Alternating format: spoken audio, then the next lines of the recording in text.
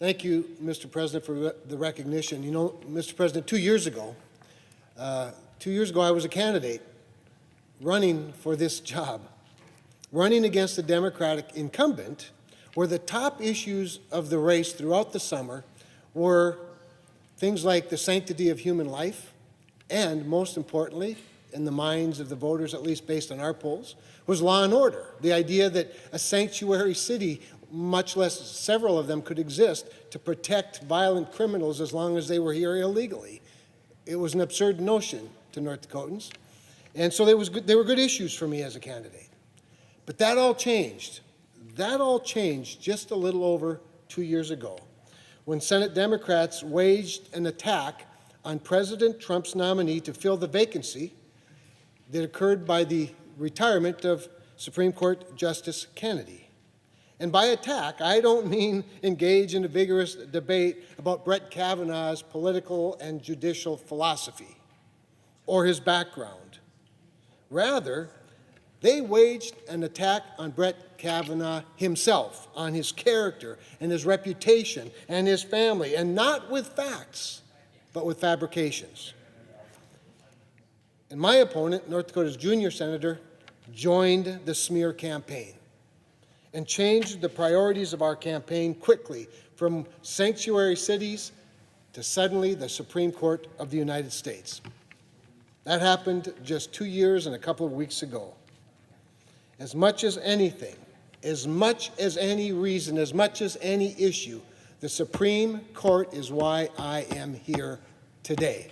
And I don't mean just today, I mean why I am a United States Senator. So when President Trump nominated Judge Amy Coney Barrett to fill the vacancy created by the death of Justice Bader Ginsburg, I knew there could be no amount of political harassment to cause me to shrink from this obligation. The suggestion that I or my colleagues would squander the right and the responsibility under the Constitution, can consider waiting until after an election that may create an opportunity for someone that my constituents don't agree with to be nominated to the court would be a dereliction of my duty and would rightly enrage the people that sent me here for exactly this moment. And I refuse to shrink. So let's talk about the nominee, Judge Amy Coney Barrett. By all accounts, a brilliant jurist. I don't think anybody's really questioned her scholarship, her intellect. Certainly you couldn't argue with her demeanor. She has, on national display, demonstrated a demeanor that probably we all should aspire to, but certainly somebody who aspires to be on the highest court in the land. Oh, and by the way, I love the fact she's educated in Middle America. With all due respect to my conservative jurist friends and acquaintances, and even those I don't know from someplace other than Middle America, it's awfully nice to see one get to the top. But my conversations with Judge Barrett were like I think everybody's. They were pleasant. They were serious. In some cases, maybe even a little bit intense. But my conversation didn't focus on hardly any of the things I've been hearing about with relation to her nomination. In fact, none of them that I've heard about in this chamber today, and we've heard about lots of them. Mine didn't even really focus on the hot-button issues of the day. My discussion focused on my inquiry of her about her sense and her philosophy and her thoughts on federalism. What is the appropriate role of states in this cooperative federalism, this wonderful experiment that is the United States of America? This is a system designed by states. The federal government was created by states. The federal government didn't create the states. No, the states created the federal government. It's foundational.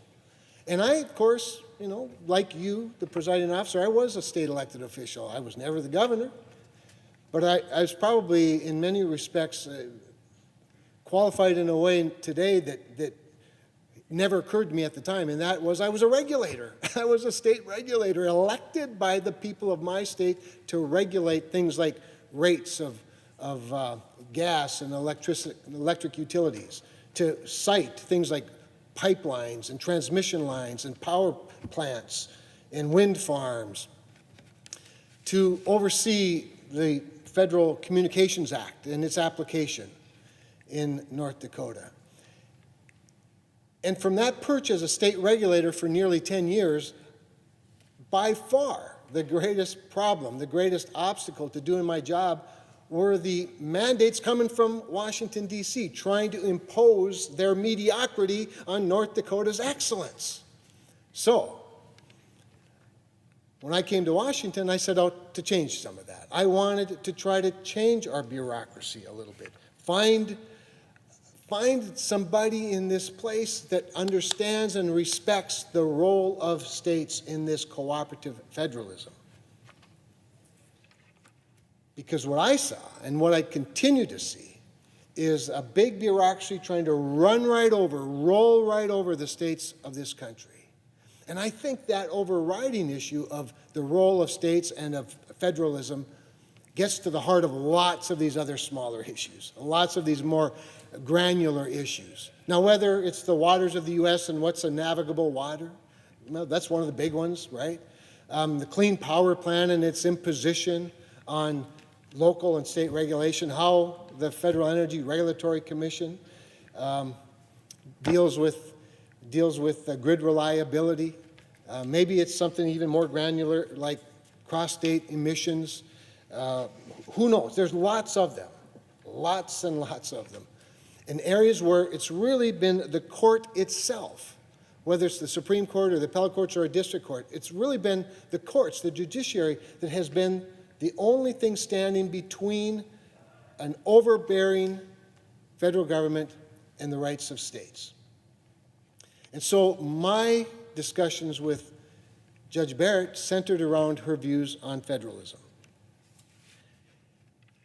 I gave her some examples, some North Dakota examples.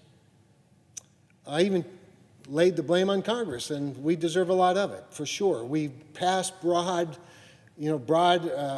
authorizations for the bureaucracy and then let them fill in the blanks. We can't stop doing that. We need to be more prescriptive. But in the meantime, I want to be sure that we have a Supreme Court that understands the sovereignty of states.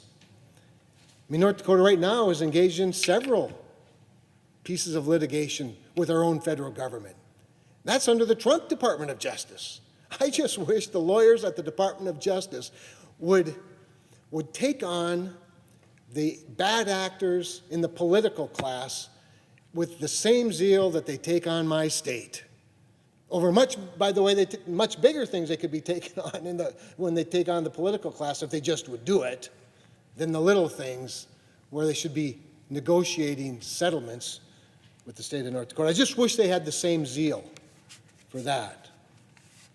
That would be much more worthy of the title of justice. So yeah, I'm very pleased with Judge Amy Coney Barrett's philosophy, demeanor, but I was really grateful for her answers on the issue of the role of states in a cooperative federalist system like ours.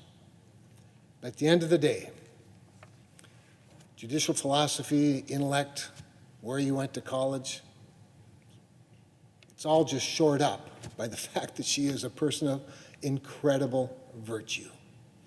And yes, a virtue that's grounded in faith. That is, after all, where most virtue comes from.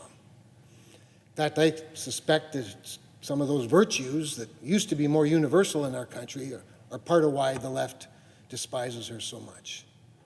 As for me, I'm just glad that she's willing to do it. I'm glad that her family's willing to stand with her and do it. I'm glad that she has the virtues of faith that undermine the intellect and the experience and the demeanor. In fact, perhaps it's why she has all those other things. For those reasons and several others, it's going to be a pleasure. It's even going to be an honor to stay the night, tomorrow night, if that's what we have to do, to cast the vote for Judge Amy Coney Barrett to become the next Associate Justice on the Supreme Court of the United States, and I urge my colleagues to do the same, and yield the floor.